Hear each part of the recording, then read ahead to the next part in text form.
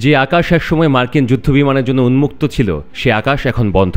Saudi আরব, আমিরাত, Kuwait ও কাতার এই 4 উপসাগরের রাষ্ট্র একসাথে জানিয়ে দিল তাদের আকাশসীমা কিংবা ঘাঁটি ব্যবহার করে যুক্তরাষ্ট্র আর ইয়েমেনে হামলা চালাতে পারবে না। টানা কয়েক সপ্তাহ ধরে ইয়েমেনে মার্কিন হামলা বেড়েই চলেছে, আর সেই আক্রমণের রুট হিসেবে ব্যবহৃত হচ্ছিল এই 4 দেশের মাটি ও আকাশ।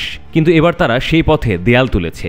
মিডল ইস্ট আই জানিয়েছে এই সিদ্ধান্তে যুক্তরাষ্ট্রের ম্যাক্সিমাম প্রেশার কৌশল বড় ধরনের ধাক্কা খেয়েছে। এটা যুক্তরাষ্ট্র সহ মধ্যপ্রাচ্যের রাজনীতি ও কূটনীতির জন্য অনেক বড় বার্তা, কেননা হুথিকে লক্ষ্য করে ইয়েমেনে বিমান হামলার জন্য যুক্তরাষ্ট্র আরও উপায় খুঁজছে। 2003 সালের 7 অক্টোবরের পর থেকে জর্ডান ও পারস্য উপসাগর দেশগুলোতে এমনিতেই যুদ্ধবিমান ও পণ্যবাহী আকাশযান মোতায়েন করে আসছিল যুক্তরাষ্ট্র, এবং এই সময়ে আগের চাইতে 50% বিমান মোতায়েন বাড়িয়েছে যুক্তরাষ্ট্র। এই দেশগুলোতে পারমাণবিক বোমাবাহী বিমান B-2ও মোতায়েন করতে চাইছিল যুক্তরাষ্ট্র, কিন্তু তাদের নিষেধাজ্ঞার কারণে বাধ্য হয়ে ভারত মহাসাগরের দিয়েগো গার্সিয়াতে মোতায়েন করেছে। অতীতেও B-2কে হুথির বিরুদ্ধে ব্যবহার করেছে যুক্তরাষ্ট্র। যুক্তরাষ্ট্রের প্রতি ক্রমাগত সহযোগিতার কারণে আবুধাবি ও দুবাইতে হামলা করা হবে বলে সংযুক্ত আরব আমিরাতকে গত সপ্তাহে হুমকি দিয়েছিল আনসারুল্লাহ। সৌদি আরব সহ আরও যে দেশগুলো তাদের ভূখণ্ড যুক্তরাষ্ট্রের বিমান হামলায় ব্যবহৃত হতে নিষেধাজ্ঞা জারি করেছে, তারা ইরানে মার্কিন বোমা হামলার ট্রাম্পের হুমকিতে ভীষণ উদ্বেগ প্রকাশ করেছে।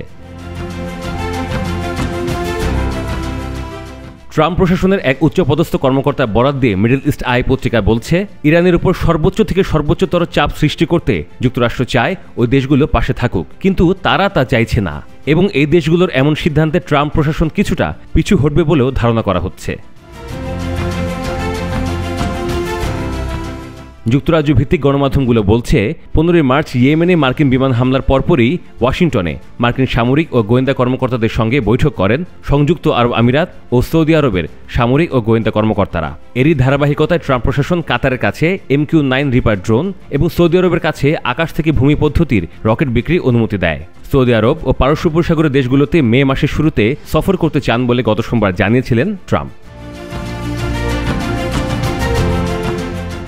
মার্কিন সশস্ত্র বাহিনীর কমপক্ষে 40,000 সদস্য পশ্চিম এশিয়া অর্থাৎ মধ্যপ্রাচ্যে রয়েছে, যাদের মধ্যে বেশিরভাগই পারস্য উপসাগরের দেশগুলোতে মোতায়েন, যারা কৌশলগত বিমান ও নৌ আক্রমণ ও ঘাঁটি নির্মাণে সম্পৃক্ত।